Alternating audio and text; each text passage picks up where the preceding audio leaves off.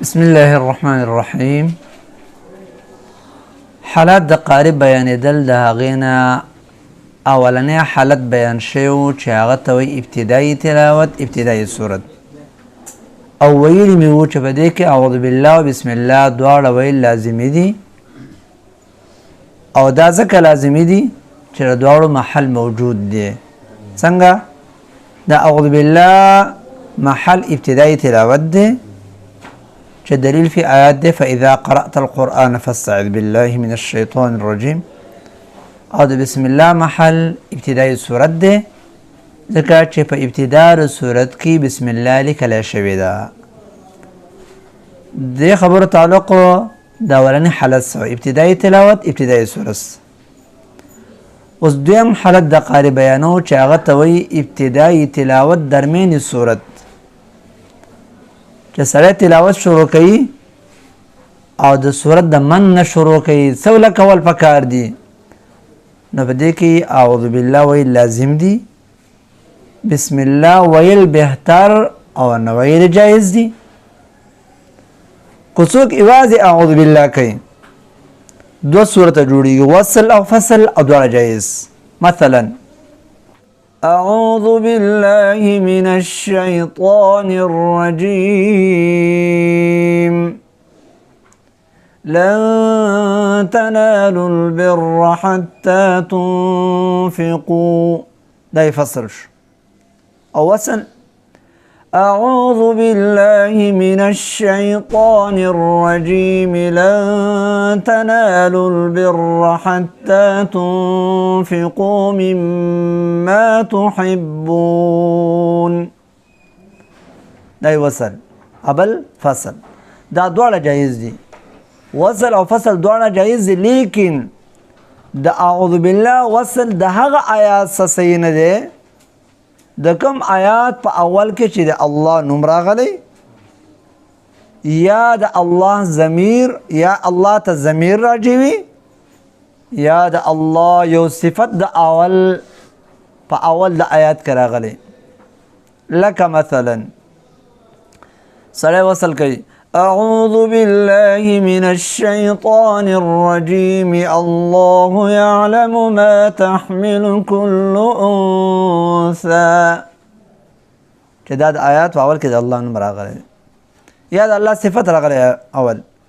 أعوذ بالله من الشيطان الرجيم الرحمن، صحیح ده؟ الرحمن الرحیم راغلی کنه په من د صورت کې، یا د الله تعالی ته ضمیر راجي وي أعوذ بالله من الشيطان الرجيم إليه يرد علم الساعة، دا ځکه چې د الله د نوم نه د اعوذ بالله فصل واقع شي او وصل را نشي، نو دا ښه خبره ده. او ادبا د محمد رسول الله صلی الله علیه وسلم د نوم سره هم وصل صحیح نه دی. لکه اعوذ بالله من الشیطان الرجیم محمد رسول الله، او د شیطان د نوم سره یا دغه د صفت سره وصل ښه دی. أعوذ بالله من الشيطان الرجيم الشيطان يعدكم الفقر ويأمركم بالفحشاء.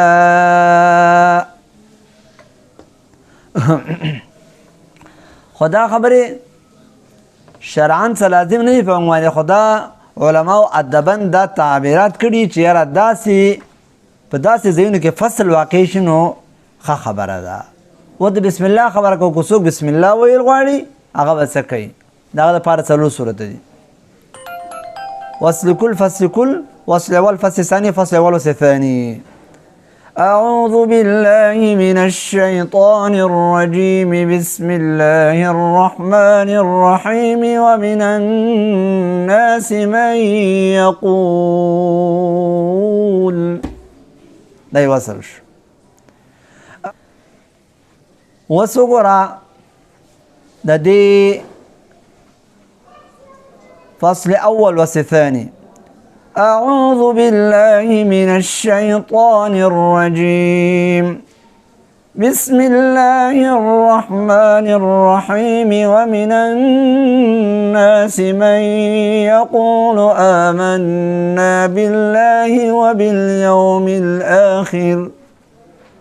دا کم دو صورتونه چې وکړه وصل کل او فصل اول وصل ثاني دا د بعض قراء په معنی اولا نه دي ښه نه دي ځکه چې د وصل بسم الله د آیات سره راځي نو سامعین و دا شک پیدا شي چې بسم الله و په ابتدا د تلاوت کې هم لازم وي په شان د ابتدایي صورت لکه دا چې محلي صحیح ده او محل بسم الله ابتدایي صورت دی او ابتدایي تلاوت نه دی.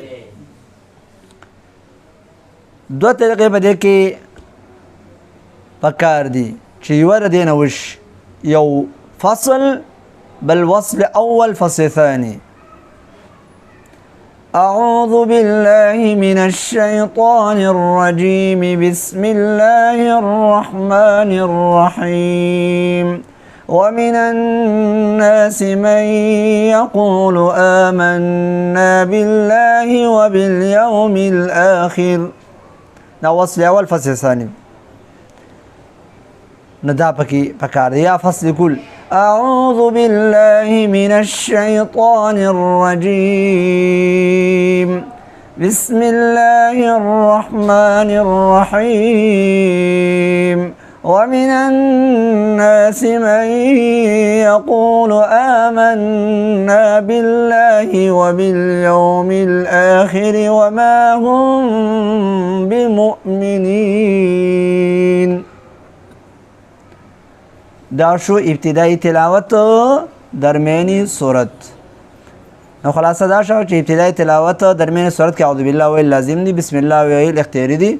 یوازې اعوذ بالله په ویلو دوه وړي وصل فصل دواړه جایز دي. بسم الله په ویلو څلور صورتونه جوړیږي. وصل اول او فصل اول وصل ثاني صحیح نه دي، جایز نه دي. خو د جایز ویل مطلب دا نه چې دا حرام دي. دا بعض قراء داسې ویل چې دا ښه عمل نه دی. نو اشترام په دې کې څه بندیز نشته. او فصل کل او وصل اول فصل ثاني پکې بهتر دي. او بس